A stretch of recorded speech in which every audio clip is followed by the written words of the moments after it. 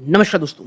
दोस्तों, आज जिस स्टॉक की मैं चर्चा करने वाला हूं उस स्टॉक का नाम आपको आपकी स्क्रीन में दिख रहा होगा। स्टॉक का नाम है ग्लैंड फार्मा लिमिटेड। और ग्लैंड फार्मा लिमिटेड में लगातार सवाल ये आ रहा है, पहला, क्या 2 अप्रैल से पहले इस स्टॉक से निकल जाना चाहिए? रीज़न हम सबको पता है, क्या है? US tariff. आपको पता होगा आज ही 25% का टैरिफ आप कह सकते हैं ऑटो इंडस्ट्री में, इंडिया की नहीं तमाम ऑटो इंडस्ट्री में जो अमेरिका में आ रहे हैं बाहर से मैन्युफैक्चर होकर के, उसके ऊपर 25% टैरिफ लग गया है। तो क्या नेक्स्ट टारगेट होगा? क्या आप कह सकते हैं फार्मा होगा? क्योंकि हम सबको पता है डोनाल्ड ट्रंप की नज़र दो चीज़ों पे है। और अगर मैं बात करूं इंडिया की, स्पेसिफिकली इंडिया की, तो इंडिया की दो चीज़, पहला है ऑटो इंडस्ट्री और दूसरा है दोस्तों फार्मा इंडस्ट्री। ऑटो इंडस्ट्री के नतीजे आ चुके हैं, अब बात है फार्मा इंडस्ट्री की दोस्तों। तो इस पे हमको ध्यान देना पड़ेगा। और इसके साथ साथ ग्लैंड फार्मा में जो रिटेल निवेशक है दोस्तों, ठीक है, वो आगे क्या करें? क्योंकि to be precise Gland Pharma में जो पब्लिक की होल्डिंग है वो कोई बहुत ज़्यादा नहीं है, ठीक है। हाँ, अगर आप देखोगे डीआईआईस को, तो उनकी जितनी होल्डिंग है वो इस बात को दर्शाती है कि फंडामेंटली बिजनेस वाइज कंपनी में कहीं कोई प्रॉब्लम नहीं है, ठीक है। लेकिन इस स्टॉक ने, अगर आप रिटर्न देखेंगे ना, पिछले 1 सालों में 12% का नेगेटिव रिटर्न दिया है। और स्थिति एक समय में पिछले 1 सालों में बहुत ज़्यादा गंभीर हो चुकी थी, जब स्टॉक ने, आप कह सकते हैं ऊपरी स्तर से 32% का भी नेगेटिव रिटर्न बनाया था और 1440 में आके बंद हुआ था। ग्लैंड फार्मा के लिए अगर आप देखोगे 1500, और अगर इसमें प्लस माइनस अगर 100 रुपीज़ कर दूं, तो ये इतना बड़ा सपोर्ट जोन है ना ग्लैंड फार्मा के लिए कि इसे टूटना बहुत बहुत ज़्यादा मुश्किल होगा। हाँ, अगर टूटता है तो क्या वो कौन से लेवल होंगे जो आपको अपने दिमाग में रखने हैं, इसकी भी चर्चा मैं आपको इस वीडियो में कराता हुआ दिखाई दूंगा दोस्तों, ठीक है। तो यदि आप ग्लैंड फार्मा में निवेशित हैं या निवेश की सोच रहे हैं, ये वीडियो आपके बहुत काम आने वाली है। देखिए, पिछले 5 सालों में क्या होता है, स्टॉक बहुत शानदार रिटर्न देता है और एक समय में तो ये इतना ज़्यादा ओवर वैल्यू हो जाता है कि 4000 के भी लेवल को तोड़ देता है, ठीक है। और उसके बाद एक आती है अनप्रेसिडेंटेड गिरावट, ठीक है। और ये गिरावट कहाँ पे दिखती है, ये आप देखेंगे तो ये आती है जून 2023 में, ठीक है। और मार्च वार्च तक के आसपास भी आप देखेंगे तो गिरावट है। वहाँ से भी ये मार्च अप्रैल मई जून 3 महीने, और ये जो 22% की आप ह्यूमंगस गिरावट देख रहे हो ना, और स्पेशली मार्च के आसपास की, वो क्यों है आपको आगे पता चलेगी, ठीक है। लेकिन इन लेवल्स को उस समय याद रखिएगा। अब ग्लैंड फार्मा कैसा स्टॉक है, तो मैं आपको एक चीज़ बता दूं, वन ऑफ द, आप कह सकते हैं एक ऐसी कंपनी जो अपने प्रोडक्ट में बहुत माहिर है काम करने में, जिसका ट्रैक रिकॉर्ड बहुत शानदार रहा है, जो ऐसे कॉम्प्लेक्स प्रोडक्ट बनाती है जहां हर कोई नहीं आ सकता। लेकिन हाँ, अब प्रॉब्लम ये हुआ है कि एक स्टैग्नेशन फेज आ रहा है। प्लस वो जो मैं आपको बताया ना 4000 के ऊपर चला गया था, इतना ज़्यादा वैल्यूएशन थी स्टॉक की। और पिछले 2-4 क्वार्टर से आप देखोगे तो कंपनी ने उस प्रकार के नंबर नहीं दिए, बल्कि एक स्टैग्नेशन की तरफ चला गया था स्टॉक, ठीक है। तो आगे क्या करना है, लेकिन फंडामेंटली क्यों ये डीआईएस को बड़े ब्रोकर हाउस पसंद है, इस पर हम यहाँ पे चर्चा करेंगे। लेकिन आगे बढ़ने से पहले दोस्तों, आपकी स्क्रीन में दिख रहा होगा मात्र 12.8% ऐसे व्यूअर हैं जो वीडियो देख रहे हैं, चैनल सब्सक्राइब कर रखे हैं, आपका बहुत बहुत धन्यवाद। लेकिन अगर आप 87.2 व्यूअर्स में से हैं जो वीडियो देख रहे हैं, चैनल सब्सक्राइब नहीं कर रखे हैं, आपका धन्यवाद कि आप हमारा वीडियो देखें, बट प्लीज़ चैनल को सब्सक्राइब जरूर किया कीजिए। आपके लिए भले ही छोटा सा कदम होता है, बट इससे चैनल की ग्रोथ होती है, हमें बहुत बहुत मोटिवेशन मिलता है ना। नेक्स्ट चलते हैं, देखिए ग्लैंड फार्मा, सीधा ना सबसे पहले मैं एक बार वैल्यूएशन पार्ट में लेकर के चलता हूं आपको। यहां पे आप देखोगे इतनी ज़्यादा गिरावट के बावजूद स्टॉक अभी भी 37.7 की पी पे ट्रेड कर रहा है, जो कि इंडस्ट्री की जो पी है 37 उसके बराबर अब जाके हुआ है। आरओसी आरओई, मैं आरओई को तो नहीं कहूँगा ज़्यादा इंप्रेसिव है, डबल डिजिट के नीचे है। आरओसी ठीक है। प्राइस टू बुक वैल्यू आप कह सकते हो ऑलमोस्ट 3 टाइम्स आप कह सकते हो। डिविडेंड 1.25% देती है, ठीक है। कोई भी डेट नहीं है कंपनी के बाद, बल्कि मैं कहूँगा इतनी ज़्यादा कैश रिच कंपनी है। अब आप समझिए पिछले 3 साल का कैश फ्लो 1009 करोड़ है और फ्री कैश फ्लो रहा है इसका 599 करोड़ रुपीज़, ठीक है।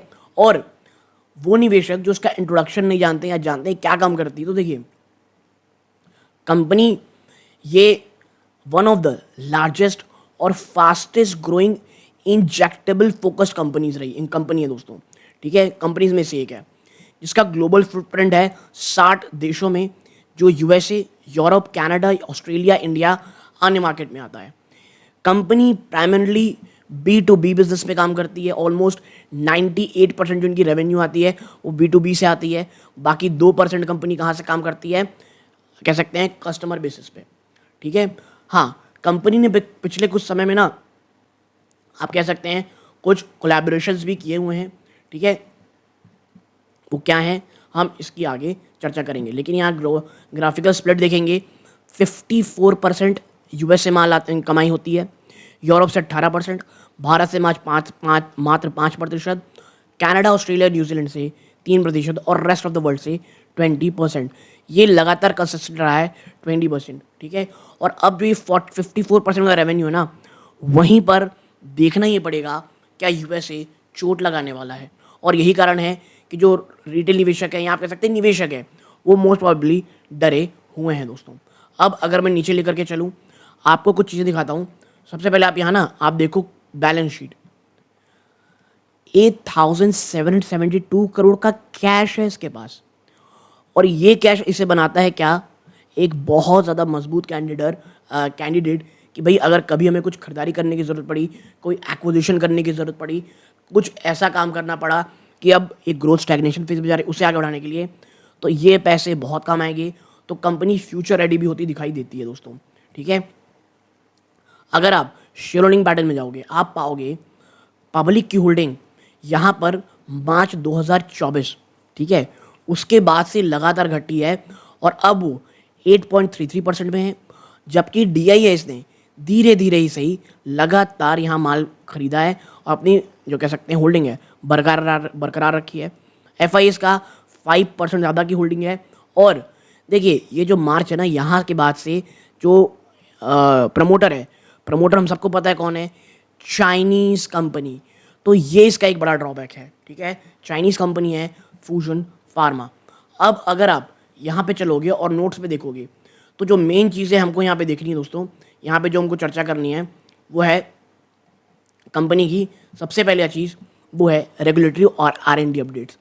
मेरे लिए R&D अपडेट्स बहुत ज़रूरी है। रीज़न ये है कि ये एक कॉम्प्लेक्स इंजेक्टेबल्स बनाती है। कंपनी को लगातार अपने रिसर्च एंड डेवलपमेंट में काम करना पड़ेगा। और कंपनी का जो R&D एक्सपेंडिचर है वो Q3 में 437 मिलियन यानी 43 करोड़ रुपीस रहा है, जो 4.3% है इसके बेस बिजनेस रेवेन्यू का। कंपनी ने एक establishment inspection report EIR from the US FDA किसके लिए, फॉर डंडिगल एंड, ये जो भी नाम है दोस्तों इसका, सक्सेसफुल क्लोजर ऑफ इंस्पेक्शन की बात कही है, विच इज़ फाइंड। 4 ANDA और जिसमें से 8 अप्रूवल आ चुके हैं।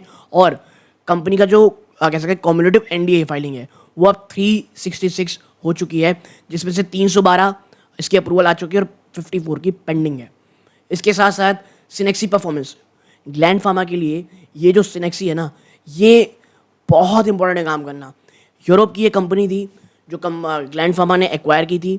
ये जो ऑप्थेमोलॉजी है यानी जो आँख की चीज़ें रहती हैं उसके ऊपर कंपनी काम करती है। तो इसने 41 मिलियन यूरोस की रेवेन्यू दिखाई है। कुछ इम्पैक्ट आया है नेगेटिव, क्यों, क्योंकि एक ना रेगुलेटरी ऑडिट हो रहा था जिसका मैन्युफैक्चरिंग फैसिलिटी पूरी तरह काम नहीं कर पाई। तो जो मार्च का क्वार्टर आएगा शायद वहाँ कुछ अच्छा होता दिखाई दे। ग्रॉस मार्जिन में इंप्रूवमेंट है 77% और कंपनी एम कर रही है कि एबिटा पॉजिटिव हो जाएगी फाइनेंशियल 26 तक। और एक्सपेक्टेशन आप कह सकते हैं आपके एम ये कर रही है और एक्सपेक्टेशंस ये हैं कि Q3 तक हो ही जाएगी दोस्तों। अब कंपनी के CEO साहब से देखेंगे कि कंपनी CEO साहब क्या बोलते हैं, फोकस कहाँ पर है। देखिए demand side priorities, rest of the world से जो ग्रोथ है, ग्रोथ के मार्केट है, ठीक है, फोकस कहाँ किया जा रहा है, वहाँ के हाई वैल्यू कंट्रीज में, ठीक है। डोमेस्टिक ग्रोथ भारत की उसको लेवरेज किया जा रहा है अपने पोर्टफोलियो को और मजबूत करने के लिए। US मार्केट में एक्सपेंशन करेगी नए कस्टमर एक्विजिशन करके, ठीक है। कंपनी स्ट्रैटेजिक पार्टनरशिप कर रही है, अपने लिए उतना इंपॉर्टेंट नहीं है। नेक्स्ट क्या है जो हमारे इंपॉर्टेंट है वो है ये कंपनी, आप देखें सप्लाई साइड प्रायोरिटी कर रही है, जिसमें सबसे ज़्यादा क्या चीज़ है, क्वालिटी को मेंटेन करना। मैं फिर कहूँगा, रिपीट करूँगा, ग्लैंड फार्मा ये one of the best company है जिसके पास इतना शानदार ट्रैक रिकॉर्ड है, इस चीज़ के बावजूद कि एक बहुत ही ज़्यादा कॉम्प्लेक्स ऑब्जेक्टिवल्स में काम करती है। ठीक है, cost leadership, R and D focus. देखिए, बायोसिमिलर और कोलैबोरेशन, जी हाँ, डॉक्टर रेड्डी लेबोरेटरीज के साथ उन्होंने कोलैबोरेशन किया है कि वो मैन्युफैक्चर कर पाएँ बायोलॉजिक्स को, और एक्सपेक्ट किया जा रहा है कि जनरेट करी कुछ incremental revenue next financial year से। ठीक है, एक non binding term sheet agreement sign की गई है शंघाई कंपनी के साथ। ठीक है, और ये कहा जा रहा है एक मैन्युफैक्चरिंग साइट बनाई जाएगी बायोसिमिलर्स के लिए, और एक कमर्शलाइजेशन हो जाएगा इसका 27-28 तक फाइनेंशियल ईयर। हाँ, चैलेंजेस क्या हैं, यहाँ पे साफ दिया जा रहा है कि भाई साहब चैलेंजेस जो है ना, कि एंटिसिपेट किया जा रहा है कि वॉल्यूम रिकवरी यूएस सेल्स में होगी। अब इसको आप भूल जाइए। टैरिफ किस तरह से असर करेंगे, क्या असर करेंगे, कंपनी किस तरह से रिएक्ट करेगी, कहाँ कहाँ असर करेंगे, क्या ये एक आप कह सकते हैं कॉम्प्लेक्स प्रोडक्ट है, तो क्या इसे कुछ आप कह सकते हैं यूएस कुछ आप एक्सेप्शंस दे सकता है, ये हमको देखना पड़ेगा। ठीक है, तो ये तमाम चीज़ें हैं जो हमको ध्यान में रखनी है। और अब एज अ रिटेल इन्वेस्टर अगर आप सोचें भाई लेवल्स कैसे हैं, तो देखिए, सबसे पहली चीज़ 1538 पिवट पॉइंट था, पहला सपोर्ट था 1425, सेकंड सपोर्ट था 1297, थर्ड सपोर्ट था 1184। और मैं बता दूं आपको, अगर 1500 का लेवल टूटता है ना, तो ये तीनों आप कह सकते हैं लेवल्स आपको पता होना चाहिए। पिछले मंथ जो ट्रेड हुआ उसके हिसाब से प्राइस रेंज निकाली गई है। अभी ट्रेंड बेरिश है, मूविंग एवरेज बेरिश है, टेक्निकल इंडिकेटर बेरिश है, और मूविंग एवरेज क्रॉस ओवर, ये तीनों ही चीज़ें बेरिश है दोस्तों। ठीक है, तो एक छोटी सी एनालिसिस आप लोग के साथ शेयर करनी थी। वीडियो अच्छी लगी हो लाइक करके चैनल सब्सक्राइब जरूर कीजिएगा। ये वीडियो का अंत है।